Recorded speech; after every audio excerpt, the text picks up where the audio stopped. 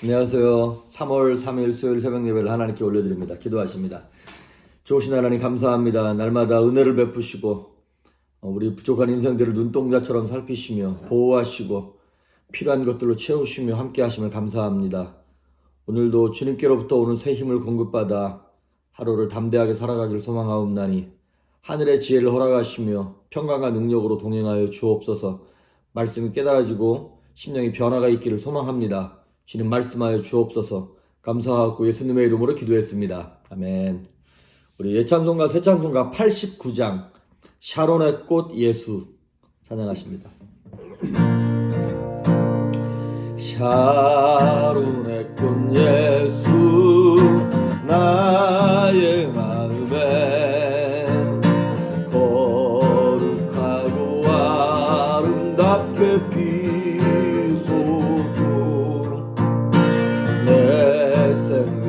참사랑 향기로 간 데마다 풍겨나게 하소서.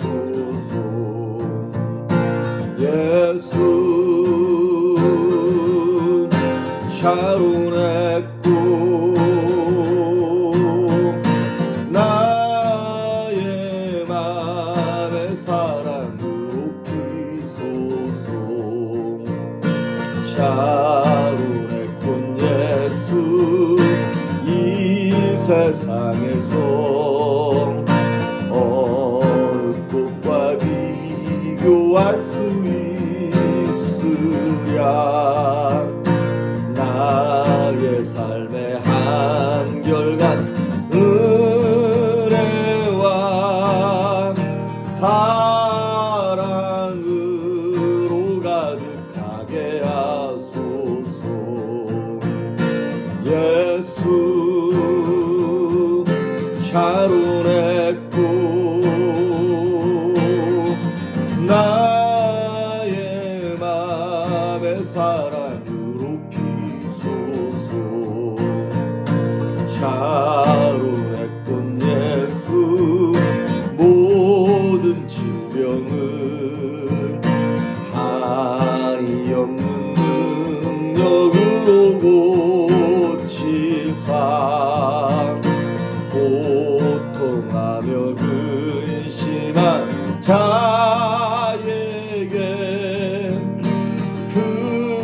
크신 힘과 소망 내려주소서. 예수 샤론의 꽃 나의 맘의 사랑으로 피소서. 샤론의 꽃 예수 깊이 피소서. 주의 영광이 땅 위에 가득해 천하 만민 주님 앞 엎드려 경배하며 영광 돌릴 때까지. 예수 샤론의 꽃 나의 맘의 사랑으로 피소서.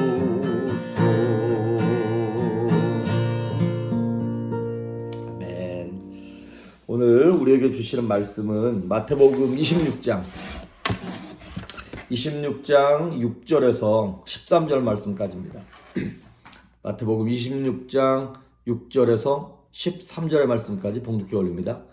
예수께서 베다니 나병 환자 시몬의 집에 가실 때에 한 여자가 매우 귀한 향유 한 옥합을 가지고 나와서 식사하시는 예수의 머리에 부으니 제자들이 보고 분개하여 이르되 무슨 의도로 이것을 허비하느냐.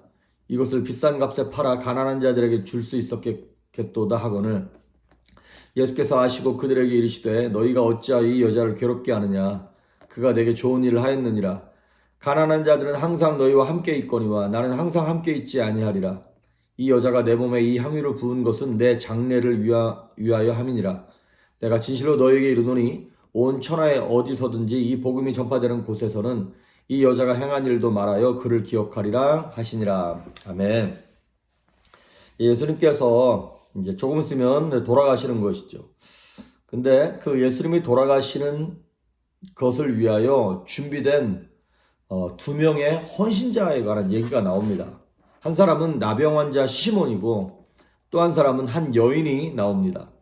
이 마태복음 26장에 나오는 이 스토리가 마가복음 14장, 요한복음 12장, 그리고 이제 비슷한 사건이 누가복음 7장에 이제 그게 똑같은 사건인지 아니면 다른 사건인지 모르겠는데 좀 비슷한 사건이 누가복음 7장에 나오고 마가복음 14장과 요한복음 12장은 같은 사건이라고 생각되어집니다. 그런데 오늘 여기 마태복음 26장에는 나병 환자 시몬의 집이라고 나와 있고 요한복음 12장에서는 이게 나사로의 집이라고 이렇게 나와 있어요.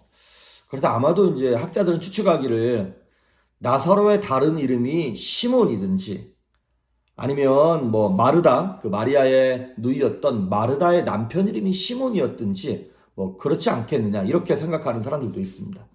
근데 어쨌든 여기서 중요한 것은 그 사람이 누구냐보다 중요한 것은 뭐냐면 이들이 행한 행동에 대한 반응입니다.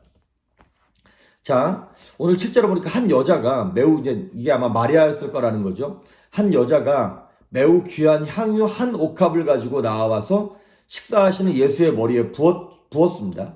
향유 한 옥합. 이 당시에는 뭐 지금처럼 뭐 은행이나 이런 것들이 있는 게 아니니까 뭐 이렇게 시집갈 자금이라든가 아니면 돈을 모아두는 방법으로 이제 이런 되게 값비싼 향수나 향유 같은 것들을, 기름 같은 거를 모아서 집에다 두었던 것이죠. 근데 그것을 가지고 와서 이 여인이 예수의 머리에다 그걸 부었어요. 그것을 보고 8절에 제자들이 분개했다 그랬어요. 막 화를 냈어요. 그 화낸 이유가 왜 그러냐?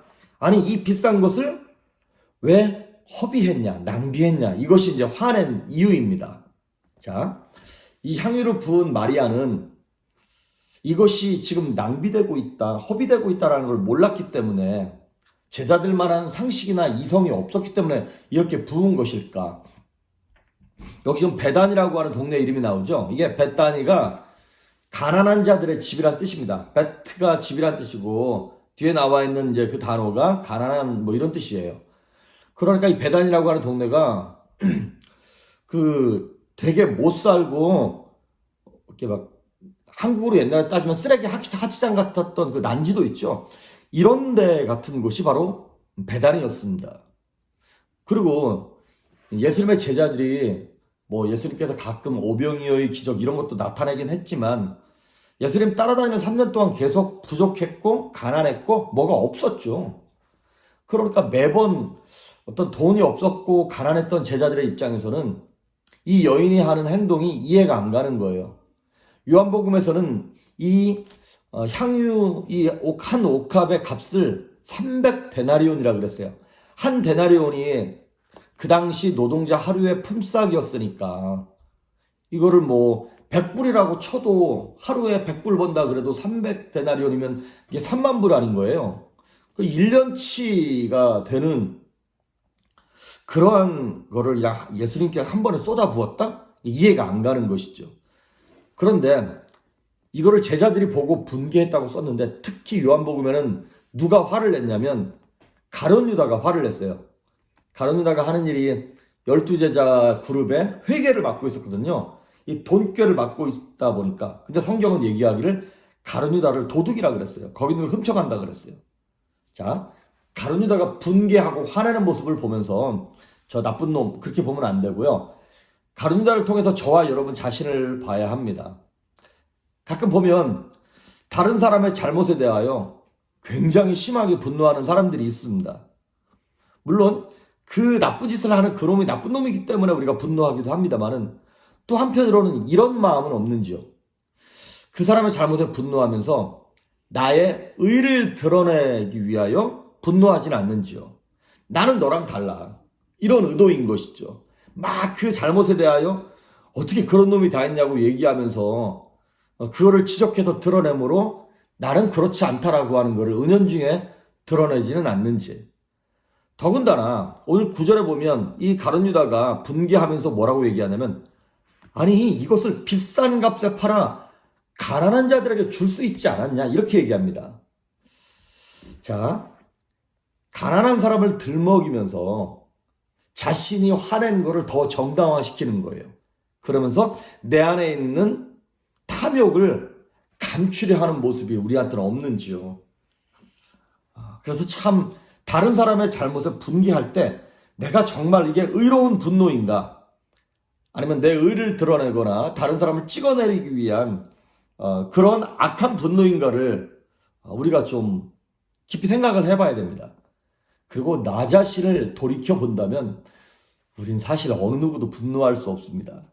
막 저기서 밖에서 바람을 피고 나쁜 짓을 하고 음란한 짓을 하는 놈들을 보면서 인간 같지도 않은 놈들이라고 욕하지만 내 안에는 다른 이성과 여인을 보면서 마음으로 품은 그런 음욕은 없었는지, 다른 사람을 죽이고 막 살인하는 모습을 보면서 욕하지만 내 안에 누군가를 향한 미워하는 마음으로 이미 살인을 저지르진 않았는지를 돌아볼 수 있어야 합니다. 예를 들면 저 같은 경우는 저도 참 교만해서 다른 사람 욕을 많이 하지만 제가 욕하지 않는 그룹 두 그룹이 있어요. 첫째, 코 고른 분들. 제가 코를 고니까 다른 사람이 코 고는 것에 대해서 그 사람 코 곤다고 막 뭐라 그러면 저는 적극적으로 그분을 방어해 줍니다. 내가 코를 고니까. 그리고 두 번째, 내가 절대로 욕하지 않는 그룹이 있어요. 누구냐면 자식을 이렇게 자식 키우는 부모에 대해서는 제가 뭐라 그러지 않아요. 그러니까 자식을 잘못 키웠다 그래야 되나요? 뭐 이런 거. 제가 자식을 키워보니까 내가 잘한다고 해도 이게 자식은 부모 소유가 아니잖아요. 그리고 내가 은연중에 내가 말하는 대로 자식이 크는 것이 아니라 내가 행동하는 대로 자식이 크는 거기 때문에 내 새끼도 잘못하고 넘어지고 욕먹을 수 있는데 다른 부모를 향하여 네 자식 새끼 그렇게 키우는 거 아니라고 그렇게 함부로 말할 수 없더라고요. 옛날에는 그렇게 몇 번 했어요. 근데 내가 내 새끼 키워보니까 자식 키우는 부모는 남 자식 욕하면 안 됩니다. 내 새끼가 나중에 욕먹습니다. 그러니까 우리가 가끔 남의 잘못을 향하여 분노하는 사람들 가만히 돌이켜보면 자기 자신의 내면의 탐욕과 욕심과 죄를 감추기 위하여 분노하는 경우가 굉장히 많다는 것입니다. 자, 이렇게 이 여인이 이걸 낭비하는 것처럼 보이는 이 옥합을 깼을 때 아마 평상시 같았으면 예수님도 이렇게 말씀하셨을 거예요. 여인아, 내가 네 마음을 알았다. 네 마음만 받을 테니까 이거 아까우니까 이렇게 했을 것 같아요. 예수님도. 그런데 예수님이 이걸 그대로 허락했단 말이죠. 왜 그랬을까? 이유는 이겁니다. 예수님이 여기 보면 10절에 보니까 예수께서 아시고 그들에게 이르시되 너희가 어찌하여 이 여자를 괴롭게 하느냐? 그가 내게 좋은 일을 하였느니라. 자, 11절. 가난한 자들은 항상 너희와 함께 있거니와 나는 항상 함께 있지 아니하리라. 12절이 이제 정말 중요한 해답이죠. 이 여자가 내 몸에 이 향유를 부은 것은 내 장례를 위함이라 그랬어요. 그러니까 예수님께서 이 여인의 이 무리해 보이는 행동을 허락한 이유는 일평생에 딱 한 번 있는 사건이기 때문에 그렇습니다. 아니요. 일평생이 아니라 온 수천 년의 역사 가운데, 인류 역사 가운데 예수님이 죽는 건 몇 번이에요? 딱 한 번이에요. 예수님의 장례는 한 번밖에 일어나지 않습니다. 이 예수님의 장례를 준비하는 처음이자 마지막인 유일한 사건이 뭐냐면 이 향유를 붓는 이 사건이었어요. 그리고요, 예수님께서 이미 제자들에게 몇 번이나 내가 죽을 거라고 말씀하셨어요. 그런데 아무도 몰랐죠. 아니, 들었어도 못 들은 척 했고요. 무시했고요. 그게 무슨 말인지도 몰랐어요. 그런데 이 여인도 몰랐을 거예요. 자기가 지금 이 옥합을 깨트리는 게 예수님의 장례, 죽음을 준비하는 사건인지 이 여인도 몰랐을 거예요. 하지만 하나님은 이 여인을 사용하셔서 예수님의 유일한 죽음에 대한, 장례에 대한 준비하는 일에 이 여인을 사용하셨다라고 하는 것이죠. 그러니까 이 여인도 예수님의 고난과 죽음을 이해할 수도 없었고 이 죽음을 위한 것도 아니었어요. 단지 이 마리아 본인이 예수님께 받은 은혜가 너무 컸거든요. 그 은혜에 감격해서 드린 거예요. 마치 우리 어젠가요? 보았던 것처럼, 예수님 오시고 난 다음에 오른편엔 양들이, 왼편엔 염소들이 있잖아요. 그런데 예수님께서 오른편에 있는 양들에게, 내가 굶주리고 목마르고 헐벗었을 때 나를 먹이고 입혔다 그랬더니, 우리가 언제요? 이 작은 자들에게 한 게 나에게 한 거야. 라고 이렇게 주님께 하는 것인 줄 모르고 했던 것처럼 이 여인도 예수님의 장례를 위한 것인 줄 몰랐어요. 그냥 자기가 받은 은혜가 감사하고 감격해서 예수님을 위하여 그냥 고마워서 드린 건데 그것이 예수님의 장례를 위하여 예비된 유일한 사건이었다는 것이죠. 제 생각에는요, 지금 내일 모레, 이게 지금 이제 뭐 수요일 아니면 목요일 날 사건인 거잖아요. 금요일이면 예수님 이제 돌아가시는 거거든요. 그러니까 하루 이틀 있으면 예수님이 죽으세요. 그것도 그냥 죽는 것이 아니라 온갖 채찍질과 막 십자가에 못 박히고 가시면류관을 쓰면서 몸에 있는 물과 피가 싹 빠져나가는 그 고통, 그 죽음, 그리고 발가 벗겨져서 십자가에 매달리는 그 수치와 모욕, 이거를 예수님이 이미 알고 계신 거거든요. 그 예수님의 마음이 너무 힘들어서 제자들에게 내가 이제 죽을 거야, 날 위해 기도해줘, 막 겟세마네 동산에 올라가서 이제 기도하실 거거든요. 그런데도 심지어 제자들은 졸고 앉아 있었거든요. 아무도 예수님의 외로움, 괴로움, 이 죽음에 맞닥뜨려진 예수님의 어떤 막 좌절하는 이런 것들에 대해서 어느 누구도 신경 쓰지 않았고 아무도 몰랐죠. 얼마나 외로웠을까요, 예수님? 그런데 이 여인만큼은 예수님의 죽음을 몰랐음에도 불구하고 예수님을 위하여 사랑을 베풀어주고 어쩌면 예수님께 사랑을 표현한 유일한 사람이 아닌가, 예수님 생전에.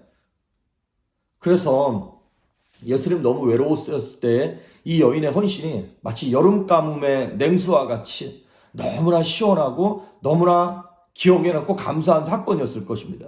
그런데 예수님 이렇게 칭찬하셨어요. 내가 진실로 너희에게 이르노니 온천하에 어디서든지 이 복음이 전파되는 곳에서는 이 여자가 행한 일도 말하여 그를 기억하리라 그랬어요. 여러분, 너무 감격스럽지 않습니까? 나중에 이 뒷부분에 가면 가룟유다는 예수님을 은삼십에 팔아요. 그런데 이 여인은 300데나리온을 깨트려서라도 예수님께 헌신하는 마음을 올려드리는 걸 보면서 저와 여러분도 어쩌면 평생에 딱 한 번 하나님께 사랑을 고백하고 은혜에 감사하는 그러한 사건, 그러한 기회가 올지를 모르겠습니다. 어쩌면 오늘 그 사건이 일어날지도 몰라요. 아니면 우리가 주님 앞에 서기 전에 주님 감사합니다, 하나님 사랑합니다 라는 고백이 오늘이 마지막이 될 수도 있어요. 항상 사람이 죽을 때나 뭐 마지막 순간에는 자기가 하지 못했던 말을 하잖아요. 여보 사랑해, 애들아 사랑해, 엄마 아빠 사랑해, 이 말을 꼭 하고 죽잖아요. 그런 것처럼 우리 앞에 펼쳐진 시간들이 얼마나 있을지는 모르겠지만 평생에 한 번밖에 올 수 없는 기회가 있다면 우리가 몸과 마음과 뜻과 정성을 다해서 주님 앞에 그 사랑을 고백함으로 우리의 믿음이 증거가 되어질 수 있기를 주의 이름으로 축복합니다. 기도하십니다. 예수님 감사합니다. 평생에 한 번 오는 사건이 있을런지 모르겠습니다.